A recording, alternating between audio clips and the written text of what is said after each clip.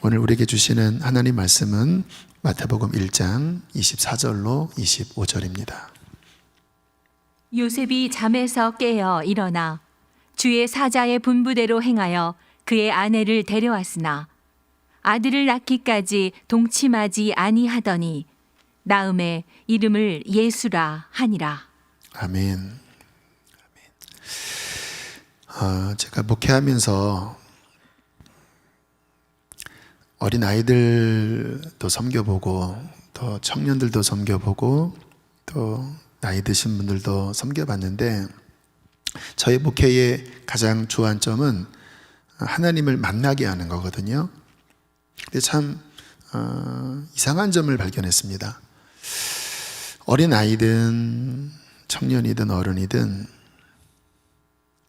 교회에 온 지 얼마 안 됐는데 처음부터 하나님을 만나는 경우가 있더라고요.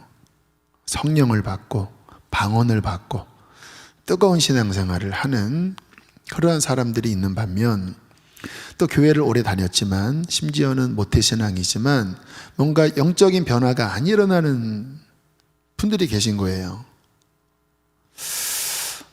도대체 이게 무슨 이유일까? 그냥 하나님이 은혜 받을 사람에게 은혜 주시고 은혜 받지 않을 사람은 은혜 안 주시는 그냥 하나님께만 달린 걸까? 제가 이렇게 기도하는 마음으로 양들의 그러한 은혜 받는 사람들, 은혜 받지 못한 사람들을 좀 이렇게 살펴보았습니다. 그런데 그 이유가 있더라고요. 하나님의 은혜를 받는 사람들의 내적인 이유, 원인, 또 안타깝지만 하나님의 은혜를 받지 못하는 사람들의 내적인 이유와 원인, 제가 발견한 것은 무엇이었냐면 순종하는 태도였습니다. 하나님 은혜를 받는 분들은요, 교회를 처음 나왔어도 어떤 말씀을 들을 때 그 내면 안에 물론 갈등을 하지요. 사람인지라 하나님의 말씀에 즉각적으로 이해할 수 있는 사람은 거의 없습니다. 제가 보기에는 거의 없어요. 왜냐하면 하나님의 말씀이 굉장히 우리 안에 부담을 주거든요. 그런데 은혜 받는 분들은 이렇게 고민하고 좀 방황하지만 근데 결론이 제가 순종하겠습니다. 이렇게 가더라고요. 그래서 또 수련회를 한다, 또 훈련을 한다, 또 이런 부분들을 회개하라고 하면 교회를 처음 나왔어도 그들이 결국은 하나님 앞에 함으로 순종을 해요. 그런데 영적인 변화가 일어나지 않는 분들은 물론 고민은 하지요. 그러나 결국 자기 생각대로 가요. 온갖 변명 또 이유를 다 들이대지만 결국은 순종하지 않아요. 그런 분들은 하나님의 은혜의 언저리까지는 옵니다. 그러나 안으로 들어오지 못하고 갈등하다가 결국은 하나님의 은혜에게서 멀어져요. 교회 안에 있지만 은혜 안에는 들어오지 못해요. 제자훈련 같은 경우를 보면 이 부분을 정확하게 증명할 수가 있는데 참 신기한 게요. 제자훈련 받는 분들 한 3개월 동안에 혁혁한 변화가 일어나더라고요. 근데 그런 분들 보면 초신자들도 있고 또 성령 받지 못한 모태신앙인들도 있고 또 한때 은혜 받았다가 영적으로 꽉 막힌 침체된 사람도 있고. 근데 저는 어떻게 생각해 보면 저희 교회가 좀 뜨거운 교회잖아요. 제가 하나님 말씀을 최선을 다해 전하잖아요. 그런데도 변화가 안 된 분들이 훈련 안에 들어가면 훈련의 강사분들이 전도사님들 또 심지어는 권사님들 이런 분들이 많이 하시는데도 3개월 만에 그분들이 이 굳어진 영혼이 녹아지고 그렇게 사모했던 성령의 은사를 받고 변화가 일어나요. 왜 그럴까? 여러분, 이런 예배는 지금도 이제 비대면 예배인데 여러분들과 저랑 1대1 관계가 맺어지지 않기 때문에 어떤 하나님의 말씀을 통해서 도전은 받지만 그냥 지나갈 수 있어요. 근데 제자훈련 속에서는 이렇게 인격적인 관계를 맺기 때문에 하나하나 이제 이렇게 드러납니다. 이 부분 그거 죄가 아닐까요? 이 부분 순종해야 되지 않을까요? 그러니까 이 순종이 있어서 좀 더 자극이 돼요. 그리고 나만이 아니라 함께 훈련받는 분들이 옆에 계시다 보니까 또 그룹 다이나믹이라고 하죠. 그런 동료들 안에 도전을 받으면서 순종하지 않았던 내면의 태도의 변화가 일어납니다. 성경을 읽지 않았던 사람들이 읽기 시작하고, 회개하지 않았던 영역이 회개가 되기 시작하고, 그러니까 갑자기 3개월 만에 마치 이렇게 꽉 막혔던 어떤 그 수로가, 파이프가 뻥 뚫리면서 물이 확 쏟아져 내려오듯이 갑자기 변화가 일어나는 거예요. 그러다가 이제 복음 인카운터 때는 이제 클라이막스죠. 막 성령 받고, 어떤 분은 방언 받고, 어떤 천국을 경험하는 그러한 일들이 일어나요. 근데 핵심이 뭐예요? 교회를 오래 다니는 게 문제가 아니라 그 내면 안에 순종의 태도의 변화가 일어났다라는 거예요. 여러분, 신앙의 가장 핵심은 그러므로 순종입니다. 순종이 없는 예배, 순종이 없는 종교 행위, 하나님 앞에 하나도 의미가 없게 돼요. 여러분, 이사야서나 예레미야서 같은 선지서들을 읽다 보면 이제 하나님의 선지자들이 그 당시 하나님의 백성들에게 이렇게 책망하는 내용이 나오는데 그 내용이 똑같습니다. 너희들이 삶에 순종 없이, 나의 말에 순종 없이 안식일에 성전에 나와 예배한들, 제물을 바친들, 그것이 어떻게 나와 관계 맺는 예배가 되겠느냐. 내가 원하는 것은 이러한 의식이 아니라 삶에서 순종하는 거다. 순종해야 나의 백성이고, 순종해야 너희들의 예배가 내게 받아지게 되는 거고, 순종해야 나의 선한 언약이 이루어지는 거다. 순종해라, 순종해라. 이게 선지서에 나오는 그 선지자들의 외침의 핵심 메시지였어요. 자, 오늘 우리가 참 오묘하게 계획한 것도 아닌데 그 성탄절에 맞춰서 지금 본문이 흘러가고 있어요. 이제 마리아, 또 요셉, 또 다음 주에는 이제 헤롯 왕, 이런 말씀들이 나오는데요. 오늘 나오는 말씀의 주인공은 이제 요셉에 대한 이야기입니다. 예수님의 육신의 부친이지요. 자, 이 요셉을 가만히 들여다보면 요셉에 대한 말씀은 성경 전체에서 되게 짧게 나옵니다. 마리아에 대한 이야기는 좀 더 나오는데 요셉은 좀 일찍 소천을 했어요. 자, 요셉의 상황을 한번 우리가 들여다보세요. 굉장히 황당하고 심란한 상황을 지금 맞이한 겁니다. 마태복음 1장 18절 말씀 함께 읽겠습니다. 시작. 그의 어머니 마리아가 요셉과 약혼하고 동거하기 전에 성령으로 잉태된 것이 나타났더니, 자, 요셉과 마리아가 약혼을 했습니다. 유대 문화에서 결혼 전에 약혼이 있는데 법적으로는 결혼과 약혼이 똑같다고 해요. 근데 보통 약혼을 하고 한 1, 2년 신랑이 준비한 다음에 이제 신부를 데리러 오는 게 유대 결혼 문화인데요. 요 약혼하고 결혼하는 요 사이에 마리아가 임신해 버린 거예요. 근데 이제 마리아 임신 사건이 마태복음에는 나오지 않지만 누가복음에 그 사건이 좀 자세하게 기술되어 있어요. 그 부분을 한번 본다면 제가 자막 준비했습니다. 누가복음 1장 26절로부터 보면요. 천사 가브리엘이 하나님의 보내심을 받아 갈릴리 나사렛이란 동네에 가서 다윗의 자손 요셉이라 하는 사람과 약혼한 처녀에게 이르니, 그 처녀의 이름은 마리아라. 그에게 들어가 이르되 은혜를 받은 자여 평안을 지어다.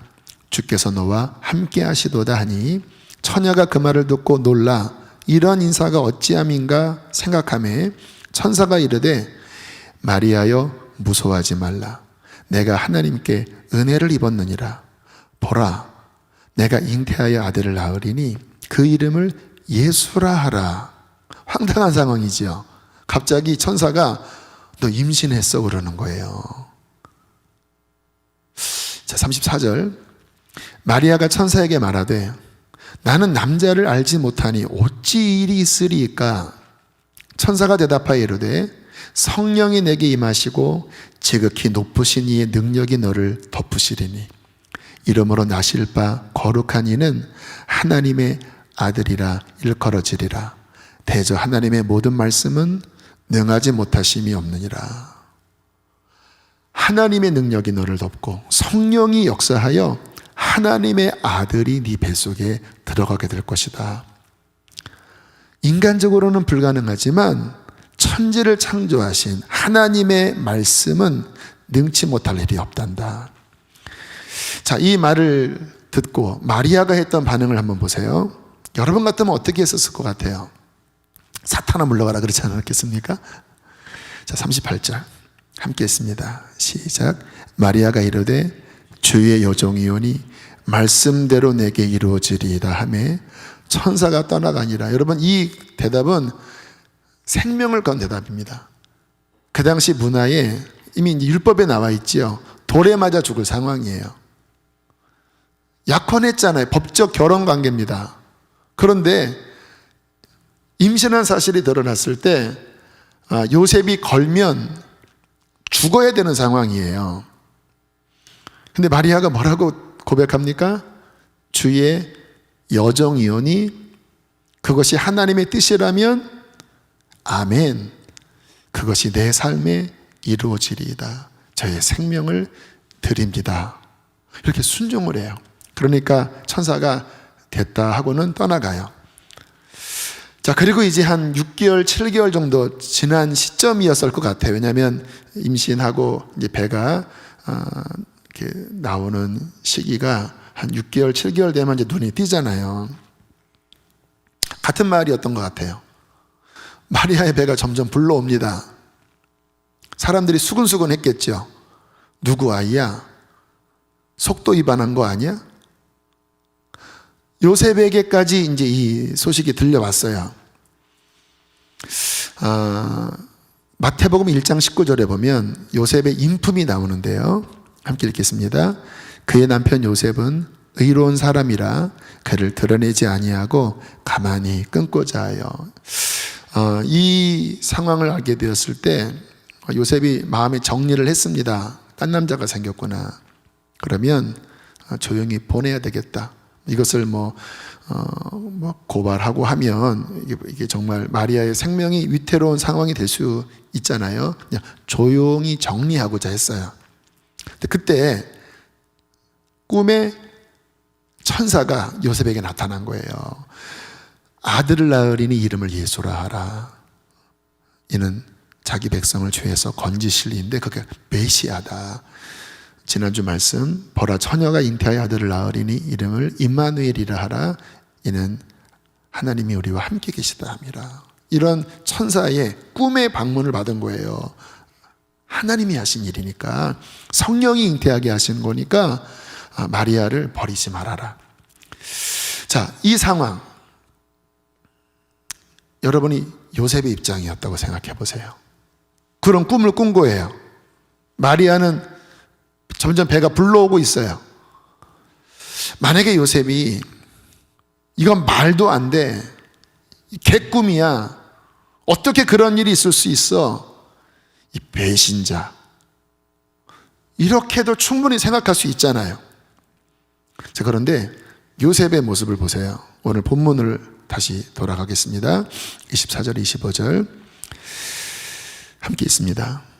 요셉이 잠에서 깨어 일어나 주의 사자의 분부대로 행하여 그의 아내를 데려왔으나 아들을 낳기까지 동침하지 아니하더니 낳음의 이름을 예수라 하니라.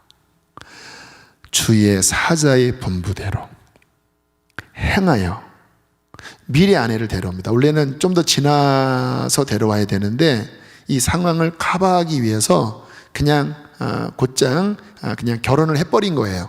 약혼 후에 결혼을 미리 해버린 거예요. 그리고 아들을 낳기까지 동침하지 않고 있다가 아들을 낳았을 때 천사의 고지대로 예수라는 이름을 지어요. 성경에 요셉에 대한 말씀이 이제 여기와 누가복음에 짧게 나오기는 하는데, 이 말씀 안에 요셉의 인품 그리고 요셉이 어떠한 사람인지를 드러내고 있습니다. 주의 사자의 분부대로 행하여, 다시 말하면 순종하는 요셉. 마리아도 마찬가지죠. 여러분, 이 마리아와 요셉이 추정컨대 10대 후반에서 20대 사이의 나이였을 거라고 추정을 해요. 지금도 제가 좀 이렇게 제3세계 가면 조혼을 하더라고요. 부터 10대에 다 임신을 하더라고요. 이 당시에 당연히 그럴 때예요. 참 어린 청년 또는 지금 우리로 보면 청소년 시기인데 어마어마한 하나님의 은혜를 받았어요. 메시아의 육신의 부모의 역할을 하게 됐는데, 서두에 드린 질문, 왜 하나님이 요셉과 마리아에게 이 은총을 주셨을까? 누가복음 1장 38절과 마태복음 1장 24절, 이들 내면을 한번 보세요. 주의 여종이오니 말씀대로 내게 이루어지리이다. 요셉이 잠에서 깨어 일어나 주의 사자의 분부대로 행하여. 공통적으로 나타나는 특징, 순종이라는 거예요. 하나님은 순종하는 마음을 갖고 있었던 마리아와 요셉에게 찾아오셨다라는 거예요. 여러분, 이것은 비단 마리아와 요셉의 이야기만이 아닙니다. 신앙생활이 무엇일까? 아까 구약 선지자들의 외침에 대한 말씀을 잠깐 드렸는데, 하나님이 인정하는 참 신앙이 무엇일까? 간단하게 요약하면 예수님을 믿고 순종하는 거예요. 예수님을 믿고 순종하기 시작할 때 성경에서 약속한 그 언약들이 이루어집니다. 어떤 언약입니까? 성령이 임하시는 언약. 그리고 하나님의 나라가 그 사람 안에 들어와 그 사람을 변화시키고 그 사람에게 천국의 기쁨을 맛보게 하고 하나님 나라에 의하여 쓰임받는 제자의 삶을 살게 하는 그러한 놀라운 변화를 주는 것, 이것이 성경적인 신앙인데, 근데 우리가 착각하면 안 되는 게, 그냥 나는 예수님 믿습니다, 그리고 순종은 싹 지워버리면 제가 말씀드린 이와 같은 축복이 일어나질 않아요. 교회를 다니지만 언저리에서 왔다 갔다 하다가 끝나버려요. 그런데 하나님 만나는 사람들, 성령의 세례를 받는 사람, 성령의 은사가 임하는 사람, 하나님께 쓰임받는 사람, 영적인 성장과 변화가 일어나는 참다운 신앙생활은 언제나 어떤 사람들이 경험하는가? 믿고 순종하기 시작할 때, 하나님이 버리라고 하는 것을 버리고 하나님이 하라고 하는 것을 하고 순종하기 시작할 때 그와 같은 변화가 일어나요. 근데 나는 믿는데 나는 순종은 모르겠습니다. 그러면 정확히 이사야, 예레미야 선지자가 말했던 그 가짜 신앙의 범주 안으로 들어간다라는 거예요. 요즘 나의 신앙에 변화가 없고 영혼이 메말라진 것 같고 하나님과 멀어져 있다고 여겨진다면 정확하게 이 부분을 점검하십시오. 나 순종하고 있는가? 하나님께서 뭔가 나에게 감동하셔도 혹시 내가 고집을 피우고 있지 않나? 그러면 점점 멀어집니다. 그러니까 여러분이 하나님과 가까이 있을 때의 내면의 태도를 보면요, 순종하는 마음이 있었어요. 하나님께서 말씀하시면 힘들어도 예하는 이 태도가 있을 때는 영적으로 하나님과 친밀했어요. 근데 지금 뭔가 메마르고 뭔가 경직되어 있고 뭔가 영적으로 답답하면요, 내면이 정확하게 순종하는 태도가 없어요. 그냥 내 생각에만 빠져 있어요. 진짜 복은 뭔지 아십니까? 내 내면 안에 하나님의 음성이 들리고 하나님의 감동이 있고 또 내 삶의 자리가 어찌하든 하나님께서 말씀하신 그 순종의 자리에 있다면 그것이 축복이지요. 지난 수요일에 이제 서울역 노숙인들에게 가서 말씀을 전했습니다. 한 달에 한 번 말씀을 전하고 있는데요.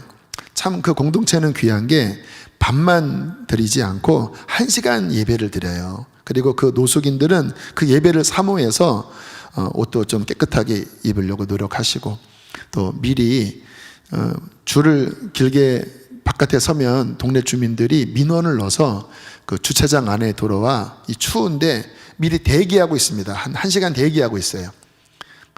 그러나 그 예배드리는 공간이 협소하기 때문에 제비를 뽑아서 들어온대요. 주일 예배도 드리는데요.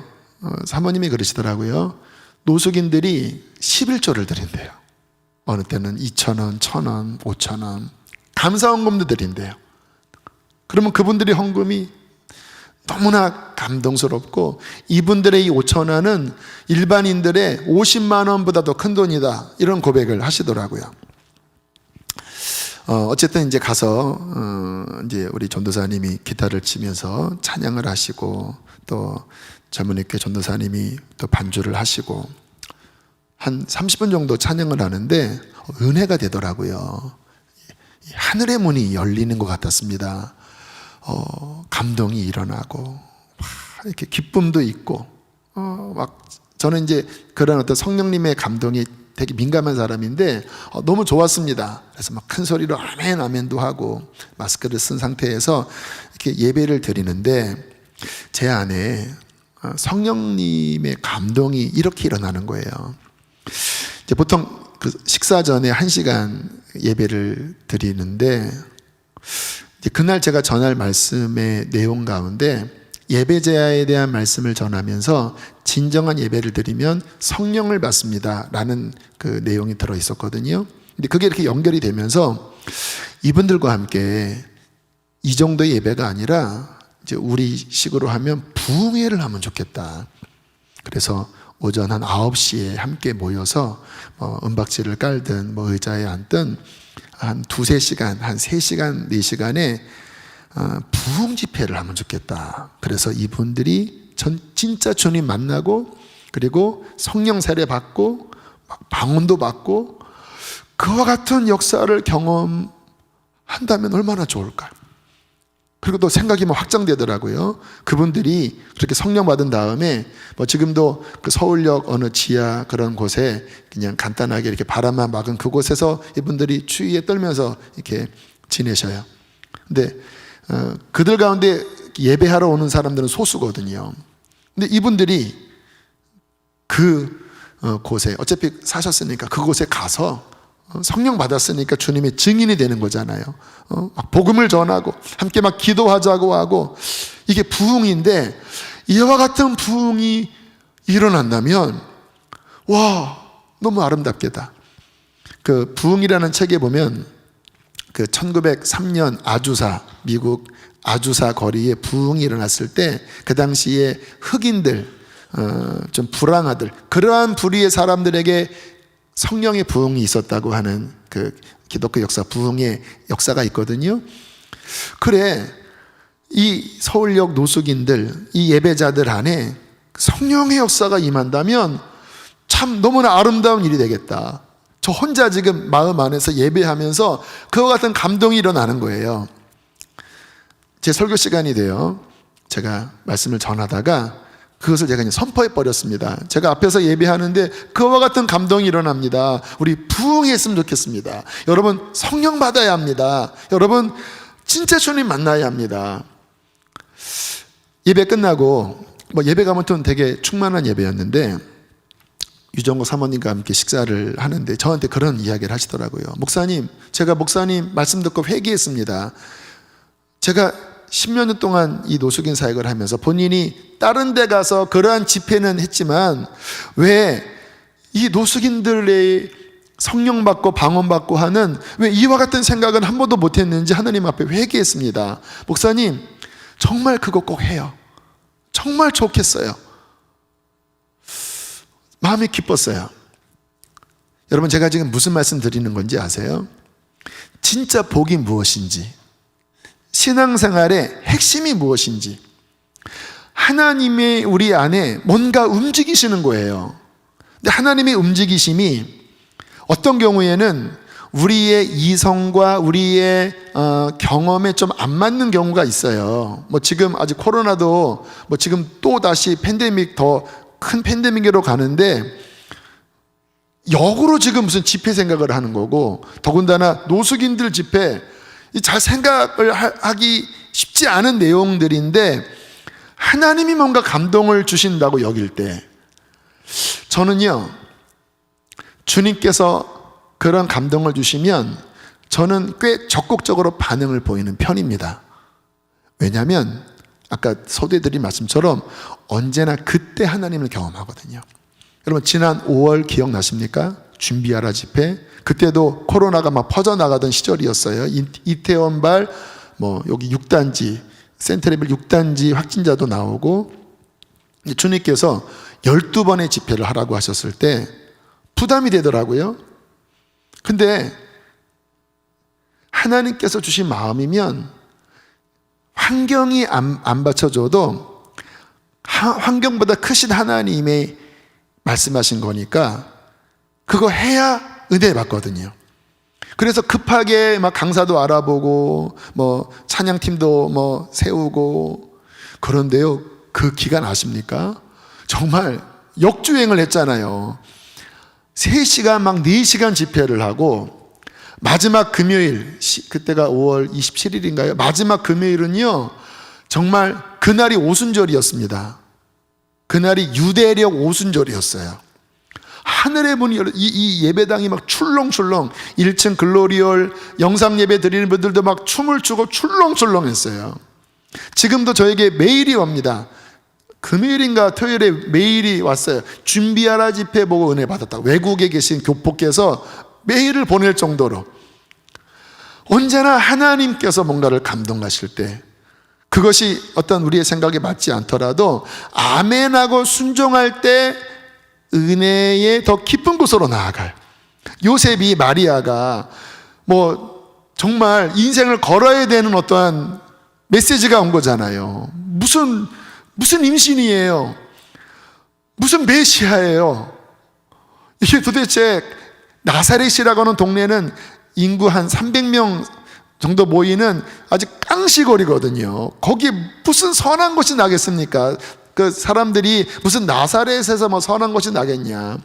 그런데 하나님께서 말씀을 하실 때 주의 여종이오니 말씀대로 이루어지리이다. 주의 사자의 분부대로 행하여 하나님의 말씀에 순종하며 따라가는 그 발걸음 속에 하나님의 은혜가 임하고 하나님의 언약이 이루어지고 하나님의 더 깊은 그분의 임재가 역사하신다라는 거예요. 여러분, 순종하고 계십니까? 여러분 마음 안에 하나님께 순종하는 그 중심의 순도가, 그 뜨거움이 어느 정도세요? 이사야 1장에 보면 이런 말씀이 나옵니다. 19절 20절 함께 읽겠습니다. 시작. 너희가 즐겨 순종하면 땅의 아름다운 소산을 먹을 것이요 너희가 거절하여 배반하면 칼에 삼켜지리라. 여호와의 입의 말씀이니라. 순종하면 아름다운 소산을 먹는다. 정말 아름다운 소산을 먹어요.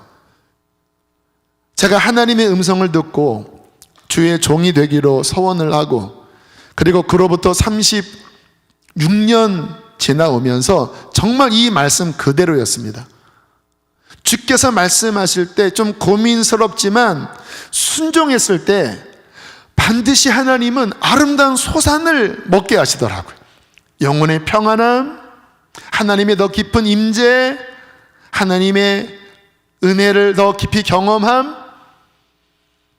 그러나 거절하여 배반하면 칼에 삼켜지리라.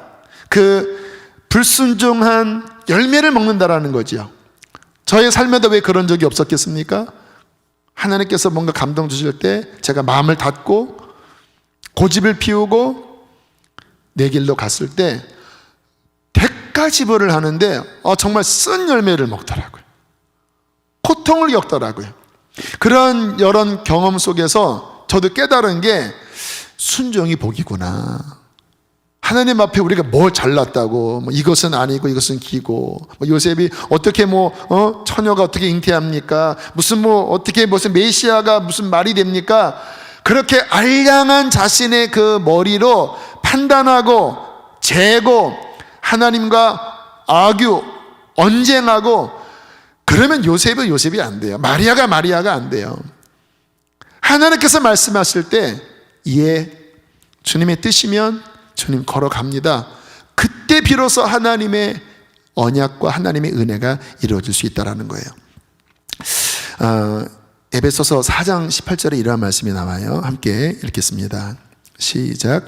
그들의 총명이 어두워지고 그들 가운데 있는 무지함과 그들의 마음의 굳어짐으로 말미암아 하나님의 생명에서 떠나 있도다. 그러니까 뭔가 영적으로 타락한 사람들의 내적 상태를 지금 묘사하고 있는데요.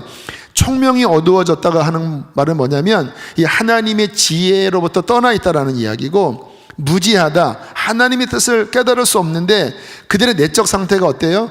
마음이 굳어져 있어요. 이것을 성경적인 또 다른 표현으로 강팍하다, 완고하다 또는 교만하다. 하나님이 뭔가 말씀하셔도 거기에 반응을 할 수 없는 내적 상태라는 거예요. 이게 저주입니다. 하나님의 생명에서 떠나 있다고 그러잖아요. 그 내면이 하나님께 반응할 수 없는 상태. 여러분, 사람도 그래요. 누군가에게 가르침을 받을 때 그 사람의 사사, 그 사람의 가르침을 내가 이렇게 열고 받아들여야 그 다음 그것들이 내 것이 되면서 관계가 맺어지면서 뭔가 이렇게 스승과 제자가 되지요. 자꾸 자기 이야기하고 나 그거 안 한다고 하면요, 여러분이 가르치는 사람이라면 그 사람과 몇 번 만날 수 있겠습니까? 하나님과도 마찬가지지요. 그들이 마음이 굳어져서 하나님의 생명에서 떠나 있도다. 그 내면의 상태가 강팍해져 있고 딱딱해져 있고 하나님이 말씀하셔도 꿈쩍하지 않는 마음, 이 상태가 정확하게 저주스러운 상황이라는 거예요. 근데 이게요, 이렇게 수시로 바뀌어요. 저는 그 내면을 되게 이렇게 민감하게 진단하는 사람입니다. 그러한 류의 신앙생활을 어릴 때부터 했어요. 뭔가 제 마음이 딱딱해져 있다라고 느껴지면요, 저는 빨리 하나님 앞에만 매달립니다. 왜요? 그게 저주니까. 그래서 하나님, 제 마음이 지금 식어 있습니다. 내 마음이 하나님께 굳어져 있어요. 예배해도 하나님, 제 마음이 하나님의 감동을 받을 수 없습니다. 하나님, 막 이렇게 갈아엎어요. 이렇게. 지금 2020년 연말입니다. 올해 아무튼 다사다난했지요. 특히 영적으로 어쨌든 쉽지 않았지요. 제가 오늘 이 말씀을 준비하면서 성도님들에게 도전을 하고 싶은 거예요. 올 한 해가 지나가기 전에 지금의 그 굳어있는 마음의 상태를 방치하면 안 됩니다. 영적 간경화증입니다. 방치하면 안 돼요. 빨리 다시 갈아엎어서 하나님의 그 부드러운 심령이 겸손한 마음이거든요. 하나님의 은혜를 받을 수 있는 그 마음을 갖는 시간을 이 연말, 앞으로 보름밖에 남지 않았지요. 3주 채 안 됐는데 이 기간 가운데 여러분들이 꼭 그와 같은 시간을 가져야 돼요. 왜? 마음이 그렇게 준비돼야 2021년 하나님과 함께 뭔가를 나아갈 수 있지. 제가 예언 아닌 예언을 합니다. 그 굳은 마음 상태를 방치하잖아요. 더 굳어집니다. 그럼 어떻게 되냐면 예배 가기 싫어지고요, 이런 말씀 듣기가 부담스러워져요. 왜요? 내 마음이 굳어져 있으니까. 그리고 봉사를 하나씩 놓기 시작합니다. 왜요? 하나님의 은혜 없이 무슨 봉사를 합니까? 그리고 하나님의 은혜에서 멀어지면 내 생각이 강하게 작동이 돼요. 그 성경에 각기 제 길로 갔건을 하잖아요. 자기 생각이 작동이 되면서 자기 원함의 길을 가기 시작합니다. 그러면 점점 하나님과 멀어지게 돼요.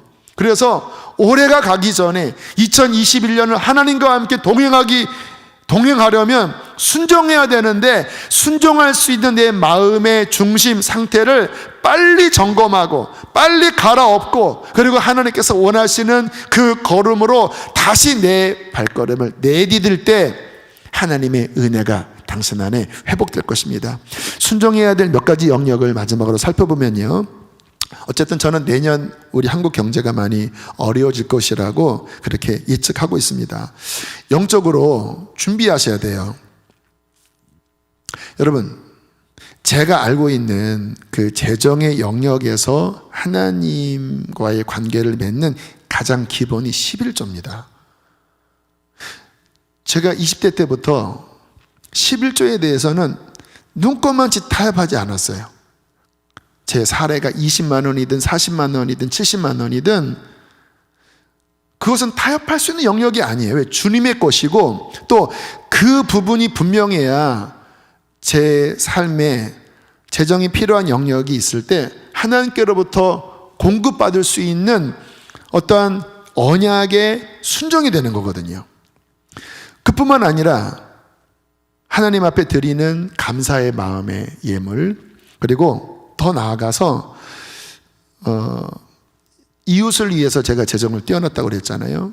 그래서 하나님이 누군가 도와주라고 하는 감동이 오면 주님 앞에 준비된 그러한 물질로 흘려보내는 그러한 삶을 20대부터 순종해 왔어요. 재정의 영역에 있어서.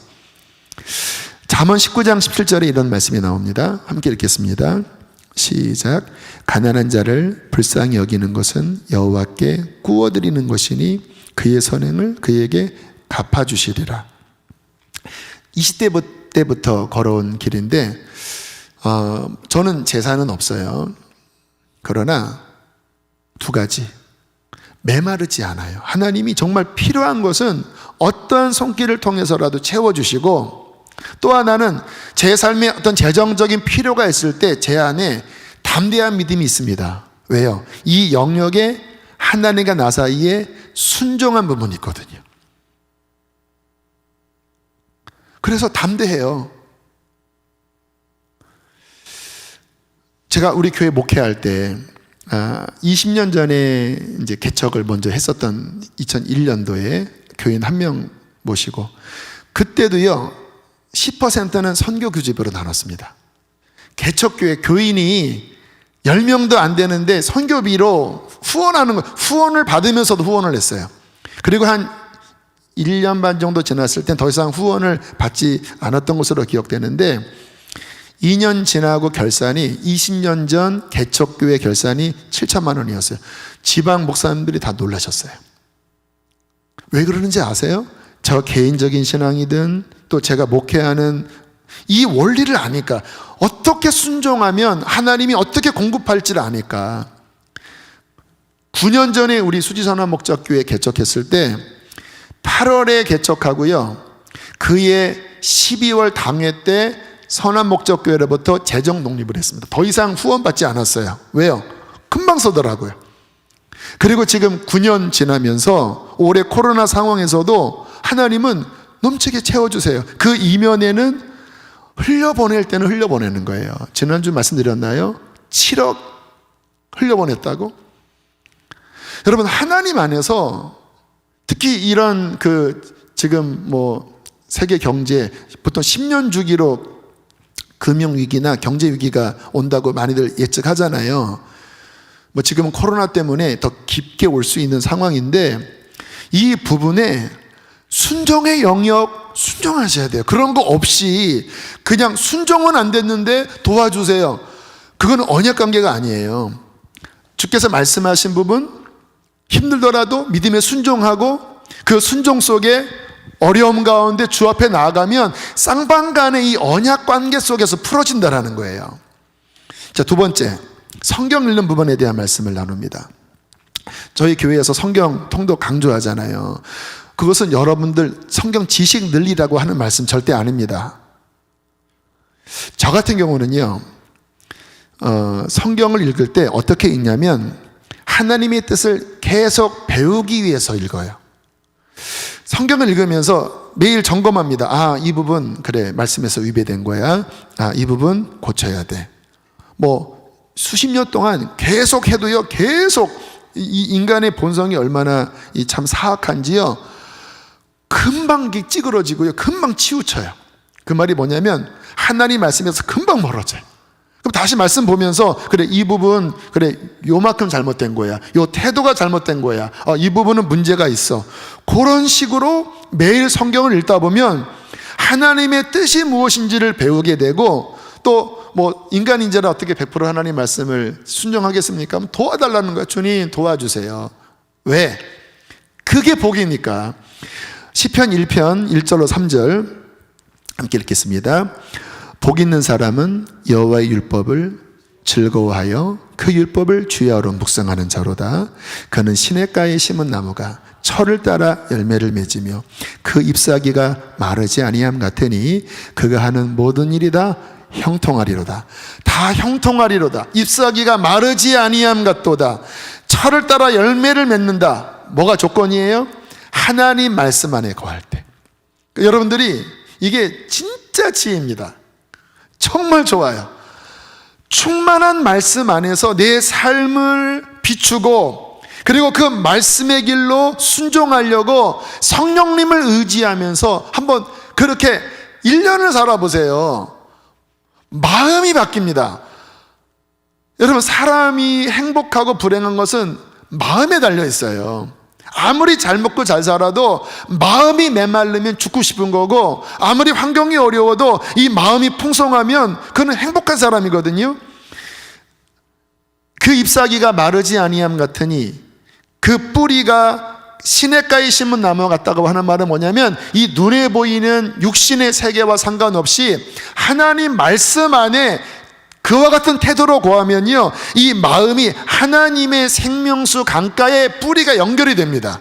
그러니까 마음이 그 하나님의 이 은혜 안에서 늘 기쁘고 평안하고 감사하고 행복하고 힘이 나는 거예요. 그리고 그와 같은 삶 속에서 분별이 되기 시작합니다. 아, 이게 잘못된 길이구나, 이 길로 가야 돼. 그렇게 가다 보면요, 그의 삶에 하나님의 언약, 하나님의 임재, 하나님의 그런 축복이 계속 일어나니까 그 삶이 정말 형통한 삶이 될 수밖에 없는 것이죠. 자, 세 번째.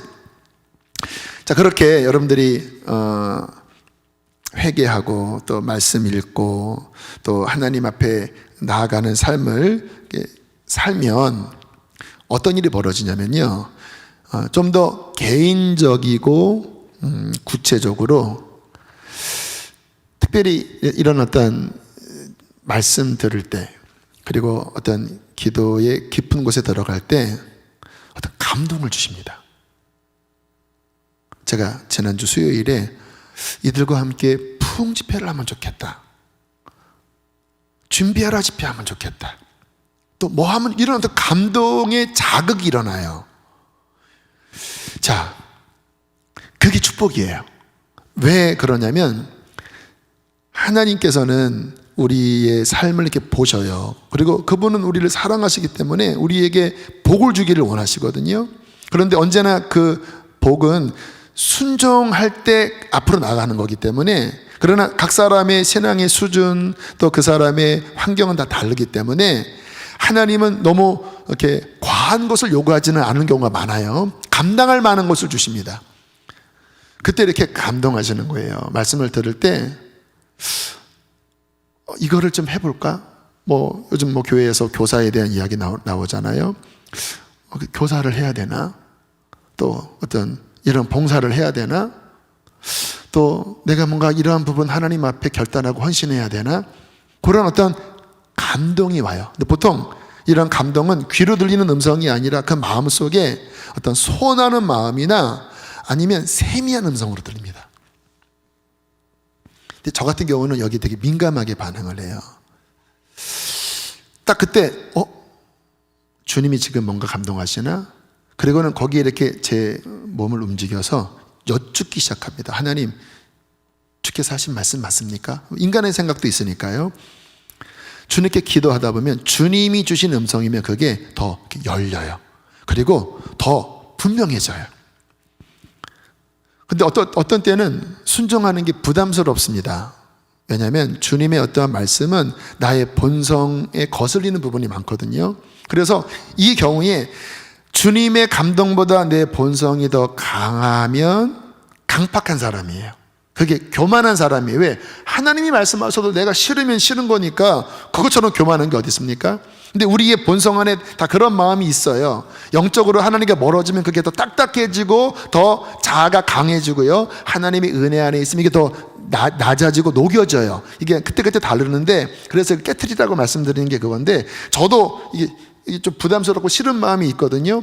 그때 하나님 앞에 주님 순종하게 도와주세요. 성령님이 도와주셔야 되니까 성령님 도와주세요. 그렇게 나의 연약함을 드리면 성령님이 하나님의 뜻을 따를 수 있는 은혜를 훅 부어주십니다. 그러면 이렇게 옆으로 돌아서 있다가 은혜로 이렇게 일로 쭉 와요. 그러면 그때 그 힘을 붙잡고 입으로 그냥 선포해버려요. 주님 그렇게 하겠습니다. 주님 도와주십시오. 제가 그래서 지난 수요일 이후 벌써 이 말을 한 3번째 하고 있어요. 왜? 주님이 주신 감동은 이렇게 선포해버리고 나를 밀어 넣어야 그 다음에 쭉쭉 가거든요. 고민하고 막 이거를 덮어버리면 이게 사라질 수도 있거든요. 그렇게 해서 순종의 발걸음을 내딛기 시작하면 어떤 일이 벌어지냐, 처음에는 부담스러웠는데 준비하라시피 했잖아요. 갑자기 확 열려요. 그리고 그 안에서 하나님을 더 깊이 경험해요. 아, 그래서 하나님이 이것을 하라고 하셨구나. 기뻐요. 은혜가 더해져요. 하나님을 더 새롭게 알아가요. 영적으로 성장하는 것 같아요. 신앙생활이 메마른 게 아니라 기뻐요. 그는 철을 따라 과실을 맺으며 잎사귀가 마르지 아니함 같으니 그가 하는 모든 행사가 형통하리로다. 이게 성경에서 말씀하시는 진정한 신앙생활이라는 거예요. 그 키가 뭔지 아세요? 순종하는 태도를 갖고 있는가? 순종으로 발걸음을 내디디려고 하는가? 너의 교만한 마음으로, 너의 완응고한 마음으로 네 고집으로 가는가? 여기에 은혜 속에 나아가는가? 메바름 속으로 떨어지는가가 나뉘어진다라는 거예요. 2020년이 저물고 있습니다. 새해가 밝아오고 있어요. 결국 우리는 어느 길로 가야 할까? 오늘 이 말씀 앞에 결단하고 기도하십시오. 하나님, 내가 여기 있습니다. 순종하게 해주십시오. 나의 마음을 변화시켜 주시고 내 뜻이 아닌 하나님의 뜻 가운데 내가 서게 하여 주십시오. 그렇게 할 때 힘차고 충만한 2021년이 될 줄로 믿습니다. 우리 함께 이 시간 찬양하시겠습니다.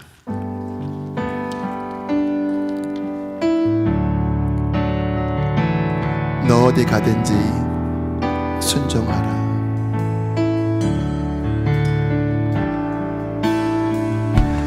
너 어디 가든지 순종하라.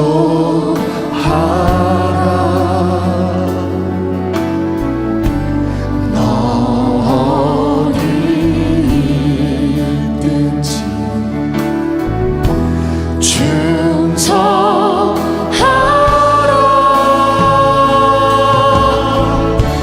주 너의 하나님 왕 되신 주 영원히 주님만 찬양. 우리 주 앞에 결단하는 마음으로 자리에서 일어나 고백하겠습니다. 나 어디 가든지 순종하리.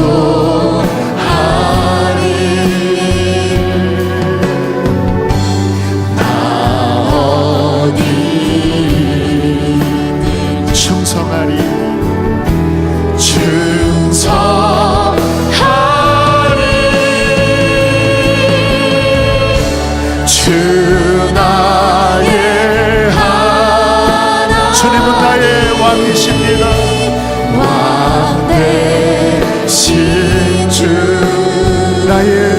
찬송을 받을 나의 왕이십니다.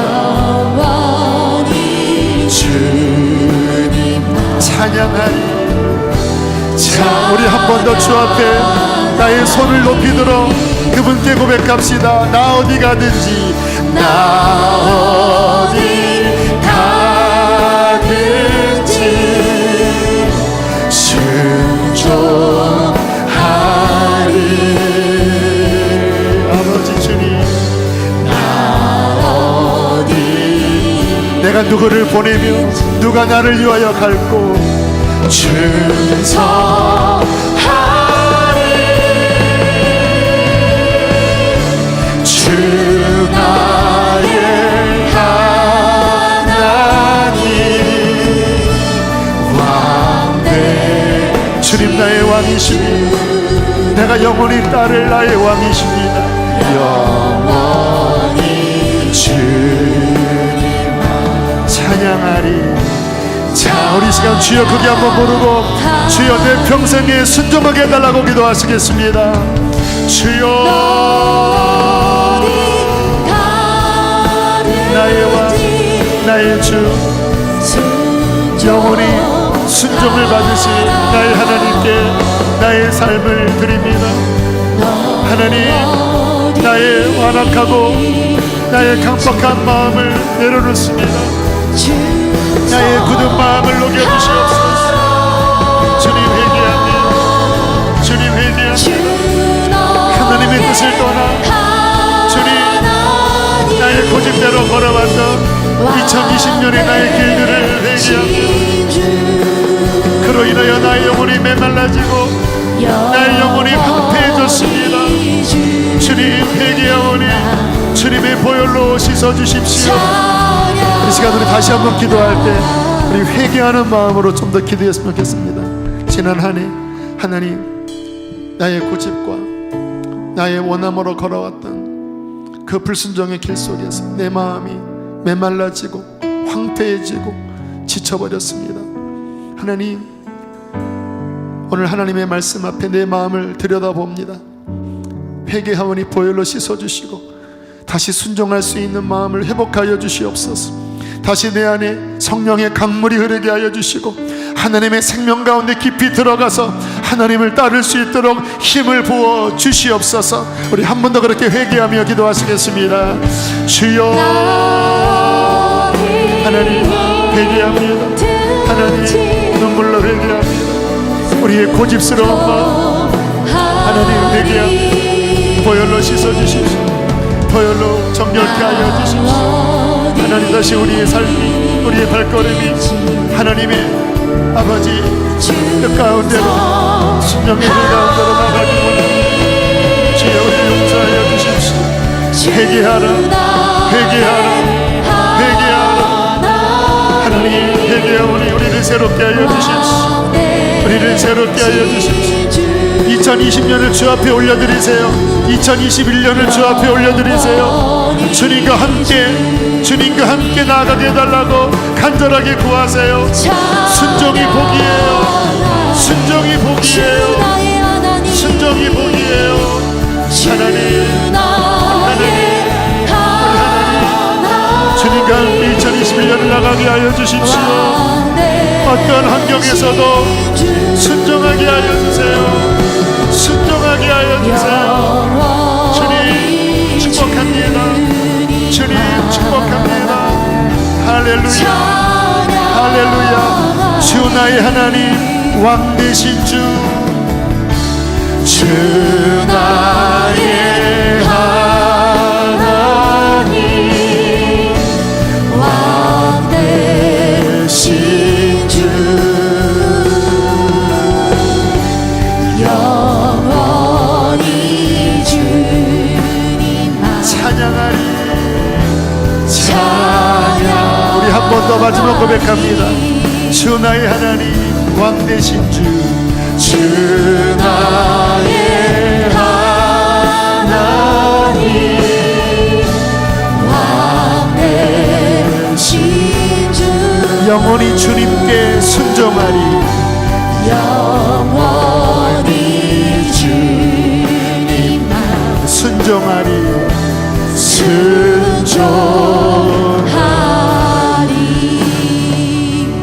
하나님 우리를 버리지 아니하시고 다시 우리의 마음을 두드리시고 하나님의 거룩한 길 가운데로 부르시니 감사합니다.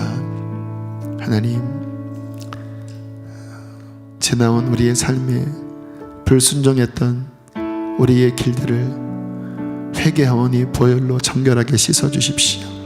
우리의 마음을 새롭게 하여 주셔서 주님을 향한 사랑과 거룩한 순종의 마음으로 하나님께서 말씀하시면 요셉처럼 마리아처럼 예 주님, 주의 말씀대로 이루어지리이다. 예 주님, 준행하겠습니다. 그렇게 고백하는 주님의 종들 되게 하여 주시옵소서. 주님, 이 시간 하나님의 따뜻한 성령의 기름 부음이 회개하고 또 주님을 갈망하는 모든 예배자들 안에 충만하게 기름 부어 주십시오. 하나님의 영이 아니고는 우리의 힘으로는 순종할 수 없음을 고백합니다. 성령을 주시옵소서. 굳은 마음을 녹여 주시옵소서. 거칠어지고 황폐한 마음에 성령의 기름으로 부드럽게 하여 주시고 순종할 수 있는 마음을 부어주소서. 보혈로 정결하게 하소서. 새로워질지어다. 회복될지어다. 충만해질지어다. 귀하님을 봉헌합니다. 재정의 영역, 우리가 마땅히 순종해야 될 부분들을 신실히 순종할 때에 메마른 시절에도 주님 잎사귀가 마르지 아니함 같이 주께서 돌보아 주실 줄로 믿습니다. 날마다 말씀을 읽을 때마다 깨닫게 하여 주소서. 순종의 길을 걷게 하여 주십시오. 주께서 하라고 하신 그 부분을 더 이상 미루지 않고 거절하지 않고 순종하게 하여 주시옵소서. 주님, 한 주의 삶을 주께 의탁합니다. 코로나가 다시 확산하고 있습니다. 우리 성도들을 한 해간 보호해 주시니 감사하온데 이번 한 주도 보혈로 덮어주시고 주의 날개 아래 덮어주시고 우리의 가정과 우리의 모든 발걸음과 우리의 일터와 우리의 교회를 지켜 주시옵소서. 이제는 우리 주 예수 그리스도의 은혜와 하늘아버지의 그 크신 사랑과 성령의 교통하심이 순종을 결단하고 성령 안에 거하기로 결정하고 돌아가는 모든 이들 안에 충만히 함께 하시기를 축원하옵나이다. 아멘.